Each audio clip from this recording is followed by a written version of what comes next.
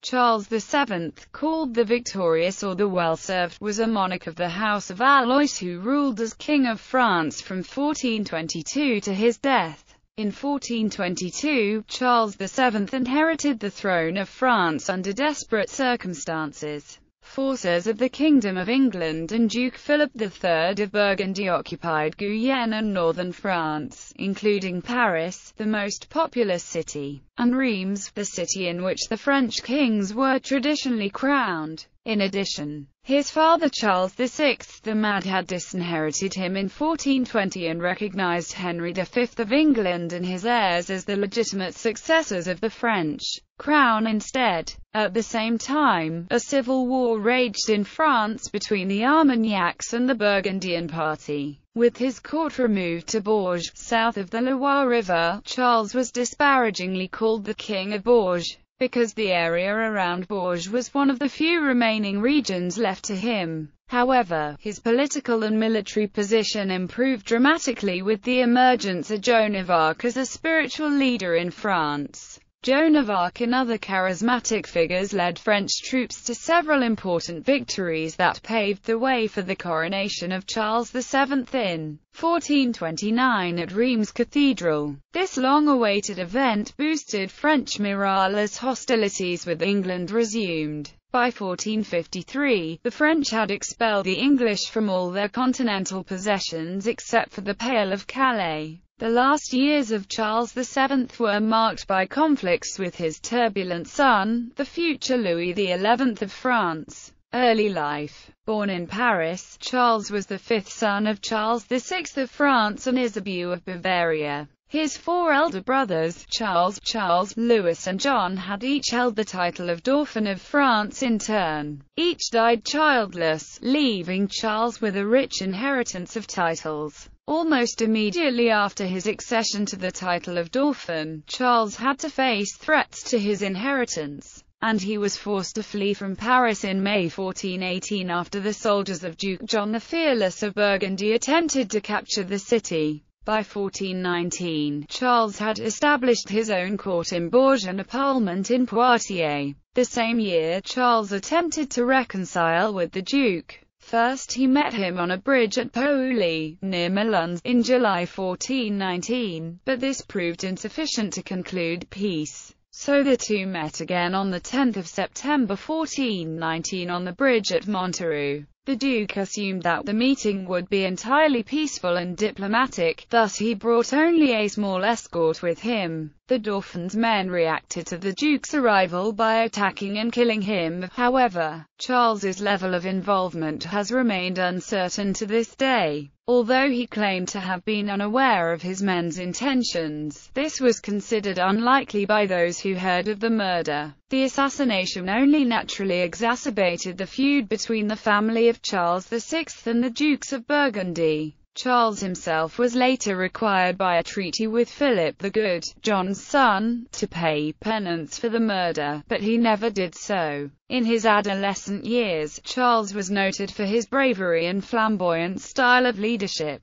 At one point after becoming Dauphin, he led an army against the English dressed in the red, white, and blue that represented France. His heraldic device was a mailed fist clutching a naked sword. However, two events in 1421 broke his confidence. First, he was forced to withdraw from battle against Henry V of England, to his great shame, and then his parents repudiated him as the legitimate heir to the throne, claiming that he was the product of one of his mother's notorious extramarital affairs. Humiliated, and in fear of his life, the Dauphin fled to the protection of Yolande of Aragon, the so-called Queen of the Four Kingdoms, in southern France, and married her daughter, Marie of Anjou. On the death of Charles's insane father, Charles VI, the succession was cast into doubt. The Treaty of Troyes, signed by Charles VI in 1420, mandated that the throne pass to the infant King Henry VI of England, the son of the recently deceased Henry V and Catherine of Valois, daughter of Charles VI. However, many Frenchmen regarded the treaty as invalid on grounds of coercion and the French king's diminished mental capacity. For those who did not recognize the treaty and believed the Dauphin Charles to be of legitimate birth, he was considered to be the rightful heir to the throne. For those who did not recognize his legitimacy, the rightful heir was recognized as Charles, Duke of Orleans, cousin of the Dauphin,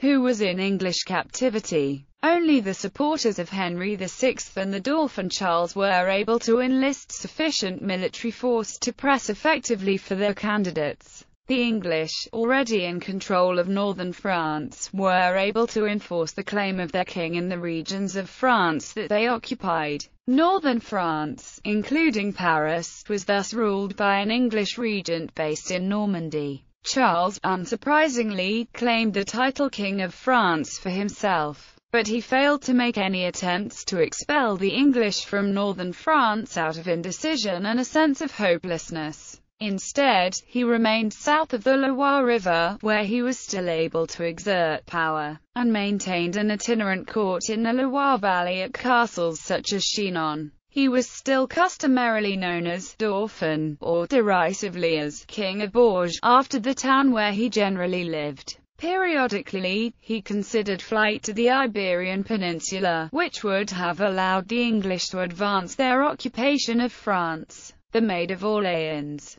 Political conditions in France took a decisive turn in the year 1429 just as the prospects for the Dauphin began to look hopeless. The town of Orleans had been under siege since October 1428. The English regent, the Duke of Bedford, was advancing into the Duchy of Bar, ruled by Charles's brother-in-law, René. The French lords and soldiers loyal to Charles were becoming increasingly desperate. But then, in the little village of Domremy, on the border of Lorraine and Champagne, a teenage girl named Joan of Arc demanded that the garrison commander at Vaucouleurs, Robert de Baudricourt, collect the soldiers and resources necessary to bring her to the Dauphin at Chinon, stating that visions of angels and saints had given her a divine mission. Granted an escort of 5 veteran soldiers and a letter of referral to Charles by Lord Baudricourt, Joan rode to see Charles at Chinon. She arrived on the 23rd of February 1429. What followed would become famous. When Joan appeared at Chinon, Charles wanted to test her claim to be able to recognize him despite never having seen him, and so he disguised himself as one of his courtiers.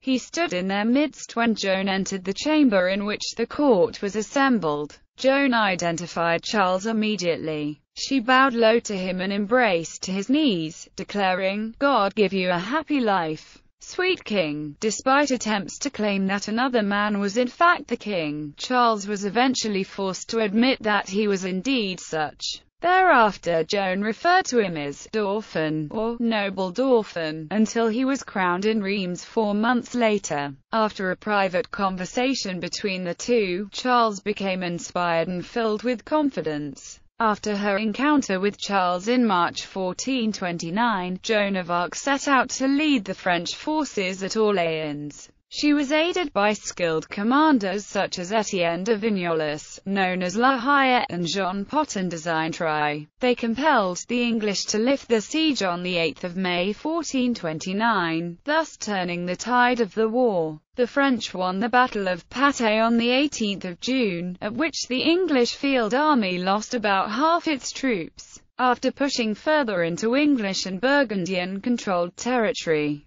Charles was crowned King Charles VII of France in Reims Cathedral on the 17th of July 1429. Joan was later captured by the Burgundians at the Siege of Compiègne on the 24th of May 1430. The Burgundians handed her over to their English allies. Tried for heresy by a court composed of pro-English clergy such as Pierre Corcon, who had long served the English occupation government, she was burned at the stake on the 30th of May 1431. French victory. As important as Joan of Arc in the cause of Charles was the support of the powerful and wealthy family of his wife Marie d'Anjou, particularly his mother-in-law, Queen Yolande of Aragon. But whatever affection he may have had for his wife, or whatever gratitude he may have felt for the support of her family, the great love of Charles VII's life was his mistress, Agnes Sorel. Charles VII and Philip the Good, Duke of Burgundy, then signed the 1435 Treaty of Arras, which allowed the Burgundians to return to the side of the French just as things were going badly for their English allies.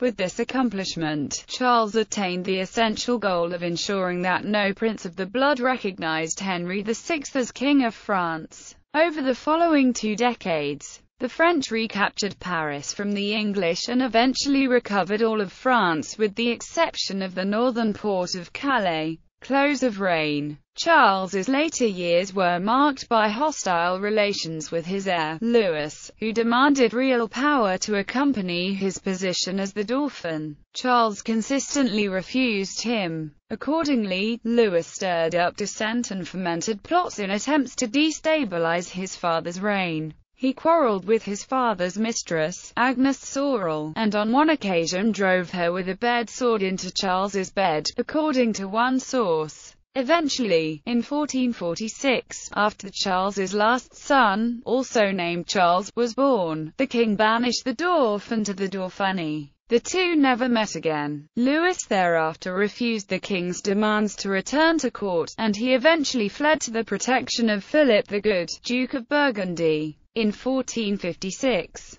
In 1458, Charles became ill. A sore on his leg refused to heal, and the infection in it caused a serious fever. The king summoned Louis to him from his exile in Burgundy, but the Dauphin refused to come. He employed astrologers to foretell the exact hour of his father's death. The king lingered on for the next 2.5 years, increasingly ill, but unwilling to die. During this time he also had to deal with the case of his rebellious vassal John V of Armagnac. Finally, however, there came a point in July 1461 when the king's physicians concluded that Charles would not live past August. Ill and weary, the king became delirious, convinced that he was surrounded by traitors loyal only to his son. Under the pressure of sickness and fever, he went mad. By now another infection in his jaw had caused a tumor or abscess in his mouth. The swelling caused by this became so large that, for the last week of his life, Charles was unable to swallow food or water. Although he asked the Dauphin to come to his deathbed, Louis refused, instead waiting at Avenay, in Burgundy, for his father to die. At Mehun-sur-Yevre, attended by his younger son, Charles, and aware of his elder son's final betrayal, the king starved to death. He died on the 22nd of July 1461, and was buried, at his request, beside his parents in St. Denis. Charles VII Royal Door. Charles VII Écu Neuf, 1436. Charles VII on a Franc à cheval from 1422 to 23. Legacy. Although Charles VII's legacy is far overshadowed by the deeds and eventual martyrdom of Joan of Arc, and his early reign was at times marked by indecisiveness and inaction, he was responsible for successes unprecedented in the history of the Kingdom of France. He succeeded in what 4 generations of his predecessors failed to do, the expulsion of the English and the conclusion of the 100 Years' War. He had created France's first standing army since Roman times. In The Prince, Niccolò Machiavelli asserts that if his son Louis XI had continued this policy, then the French would have become invincible. Charles VII secured himself against papal power by the pragmatic sanction of Bourges. He also established the University of Poitiers in 1432, and his policies brought some economic prosperity to his subjects. Ancestry. Ancestors of Charles VII of France. Children. Charles married his second cousin Marie of Anjou on the 18th of December 1422. They were both great-grandchildren of King John II of France and his first wife Bonne of Bohemia through the male line. They had 14 children. Mistresses. Agnes Sorel, by whom he had 3 illegitimate daughters. Marie, possibly born the summer of 1444, Charlotte, Jacques de Biarritz de Jean, Antoinette de Mainelles, cousin of Agnès Sorel, Charles VII in the arts. Appears as Charles the Dauphin in Jean Lanael's play The Lark. Appears as Charles the Dauphin in George Bernard Shaw's play St. Joan. Appears as the Dauphin in Maxwell Anderson's Joan of Lorraine. Appears as a significant character in Thomas Kenny Alley's novel Blood Red, Sister Rose. Appears as the Dauphin in William Shakespeare's Henry VI Part 1, and as King Charles in Henry VI Part 3. Two Russian operas from the late 19th century portray Charles VII among the dramatis personae. These are Pyotr Tchaikovsky's The Maid of Orleans and Cecute Sarcui's The Saracen. Appears as a main character in Giuseppe Verdi's opera Giovanna d'Arco.